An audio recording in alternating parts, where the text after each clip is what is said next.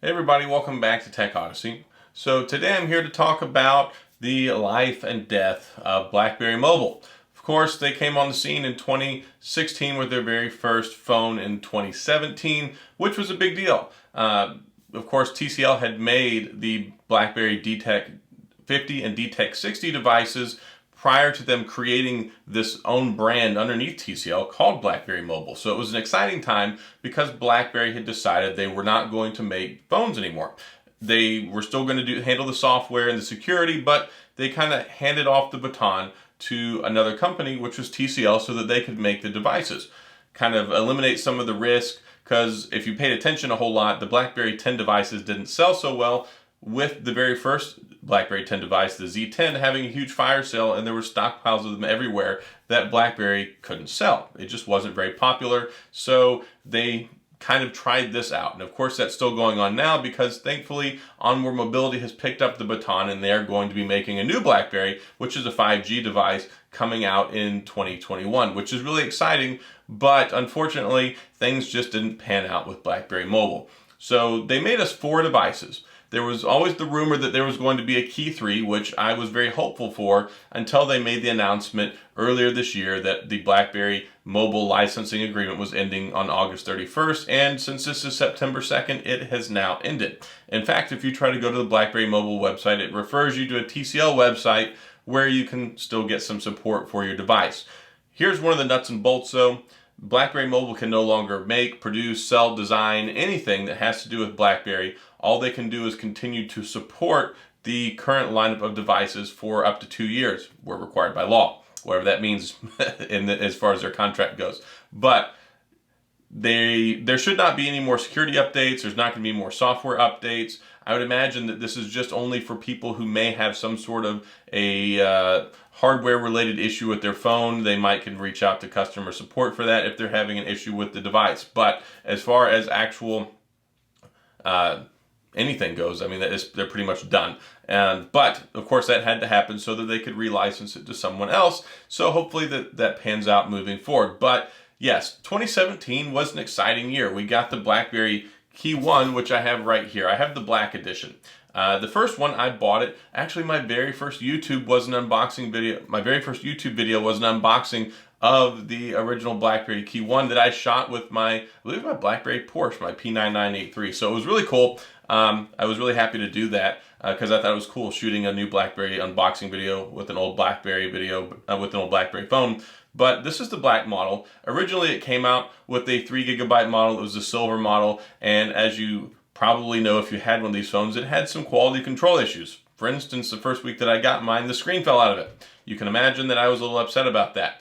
And then it went on to the BlackBerry Motion. I got my first BlackBerry Motion, which this is a replacement model that I have, but my fingerprint sensor, you couldn't push the button on it. It didn't work. So then some clicky issues with the space bar and fingerprint sensor issues with the Key2. So one resounding or recurring theme with the BlackBerry mobile devices was they kind of had some quality control issues, at least enough that it irked me, and I think that it might have irked some other people and made people lose a little bit of confidence. And also, we didn't really get the routine security updates. We never got really much of an operating system update. So whenever the Key2 came out, and also the Motion, they were running Android 7. They did get updated to Android 8.1, which was cool, but they haven't seen a software security update since April of last year, I believe. So they basically supported them right up to 2 years and called it quits. And then in 2018, we got the probably best powerful, greatest Android BlackBerry that has been made to date, which is the Key2. And everybody kind of really liked the Key2. A lot of people thought it was overpriced, but diehard BlackBerrians like myself had no problem paying the price tag for it. It was a really good phone. It still performs really well. The problem is it just never got the software updates that would have made it much better. It started with Android 8, it ended with Android 8.1. So I wish that they would have gotten us Android 9. I always was longing for the day when we would get swipe gestures back in BlackBerry, because BlackBerry 10, it's funny that people they talk so much trash back in the day about, oh, nobody likes this, it's all swipe gesture based, there's no home button. And now Android and iPhone on iOS have both gone completely swipe gestures. So it's funny how technology kind of makes these circles sometimes. But BlackBerry was very inventive and very imaginative with their operating system. It just never got the traction that it needed. So a lot of features did see their way over to the BlackBerry Android devices, though. TCL, working underneath their BlackBerry mobile name, decided to do some good stuff. They brought the hub over, although it was never as good as the natural BlackBerry 10 hub, but they tried. You had the secured root, you had the secured kernel, you had the secured boot up, a lot of things that were important to the security element of Android, which wasn't totally all that secure a couple of years ago. Of course, manufacturers have gotten a lot better at that now, but BlackBerry still very much cared about the software and the security stuff. So BlackBerry Mobile handled the hardware, BlackBerry kind of handled the software, and they worked together. So the Key2 solid device still had the touch-sensitive keyboard, which of course the Key1 had as well. So you had this convenience key on the side you could program and press. It could be a smart assistant button. It could open up your camera. It could light up your flashlight. You could program it to do different things.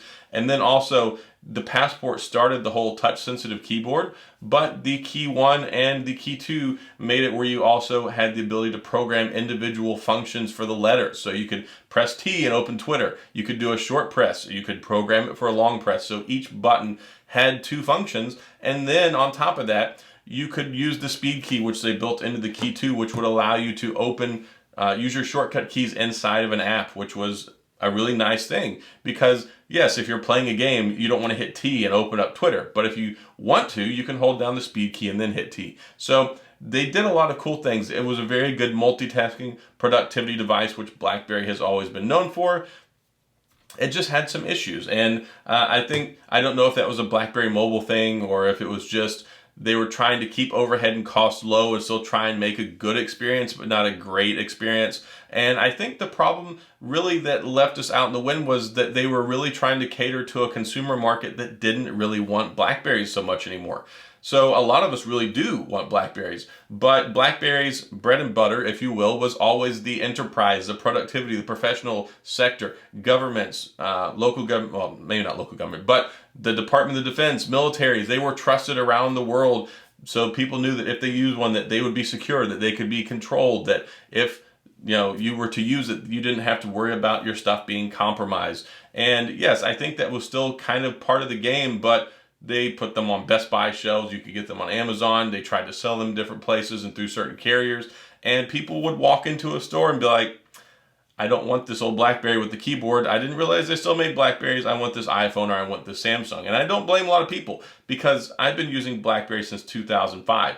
It's something I really appreciate. I love being able to use a physical keyboard, but I don't think the business model that BlackBerry Mobile was licensed under really, honestly, I don't think had too much of a chance from the start. So I'm hoping that now that the sun has set on BlackBerry Mobile and Onward Mobility and FIH are picking up this torch, that they're going to return to their roots. And that's what it sounds like. Listening to the CEO of Onward Mobility, they know they need to be security first. They need to worry about productivity, professionalism, enterprise sector, and not so much the consumer market, but also it will appeal to consumers that really want them. So I think we're going to get a good device there. But BlackBerry Mobile, unfortunately, I appreciate what they did. I'm glad they kept the dream alive, because when BlackBerry said they weren't going to make devices anymore, everybody thought that was the end. And it's like when they put the for sale sign up and they said, no, not for sale. And then they said, okay, we're not going to make phones anymore. So after they had given up on BlackBerry 10, they tried Android and they said, nope, the Priv didn't work out. We're going to license this out. So BlackBerry Mobile played a very important part in the legacy of BlackBerry, getting us to where we're at now, to where it's being picked up again. And hopefully this company will be able to do something successful with it. Hopefully people will fall in love with this new keyboard device and it will be successful enough that they can continue to make devices. But BlackBerry Mobile, unfortunately, just wasn't it. The doors are now shut, the windows are boarded up, and they are gone. But a big thank you to them. We got some great devices. I even forgot also the Key2 LE I have here was kind of the stripped down version of the Key2. It still had a lot of the nuts and bolts. It looked the same. The screen looked the same. It didn't have the touch sensitive keyboard, but it was also less expensive and it had a lot of nice things to it. It was probably my favorite keyboard out of all of the BlackBerry Mobile devices. So we got some good devices. They're still good for now. And if you're out there watching this wondering what is going to happen with your phone, well, it's still working right now. So BlackBerry Mobile is no longer, but the phone will still work. It's going to work the same way it has the last year while it hasn't gotten any software security updates. Android 8.1 is a still very widely used and supported Android version. So if you think about BlackBerry 10, it still has a emulator essentially for BlackBerry 4. I'm sorry, BlackBerry for Android 4. So having Android 8 at this point in time, you should still be good. You can still use your banking apps. You can still use social media. You can still use it exactly the same way that you have. There's just not going to be any more BlackBerry mobile devices. So the new device, when it comes out, will not be BlackBerry Mobile. I don't know what they're going to call it. Maybe just BlackBerry. I don't know if they've really ironed that stuff out yet.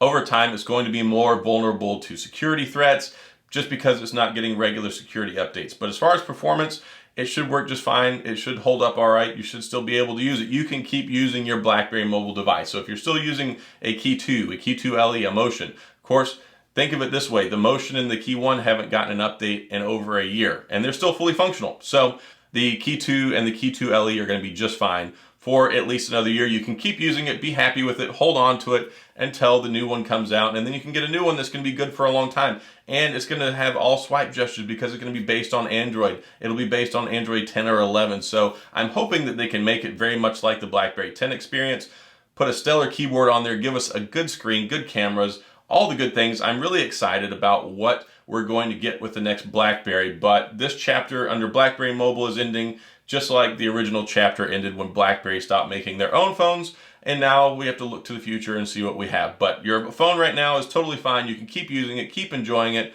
wait and see what happens when the new one comes out. Don't worry. Just, don't open any sketchy emails and download attachments. I mean, you would have to worry about that anyway, but I think you're going to be okay in the meantime. But of course, yes, you're not going to get any security updates or any of that stuff. So that's just the thing you're going to have to live with, which anyone who's using BlackBerry 10 has lived with for over 5 years, and anyone using older BlackBerry Android devices has dealt with for a while. So it's still kind of the same song and dance until the new one gets here, but this one will work perfectly fine, be fully functional for a while. So that's all I've got on my story of BlackBerry Mobile and the life and death of the company and what happened. And ultimately, it just, things didn't work out and they didn't renew the license, and now BlackBerry has handed this license to another company to trust and to do something great with. So we'll see what happens. We still have our phones. They're still fantastic. Still enjoy them and keep using them. And thanks for watching, guys. So if you have any questions or comments about this video, or you want to talk about it, feel free to leave that down in the comment section and we can talk BlackBerry.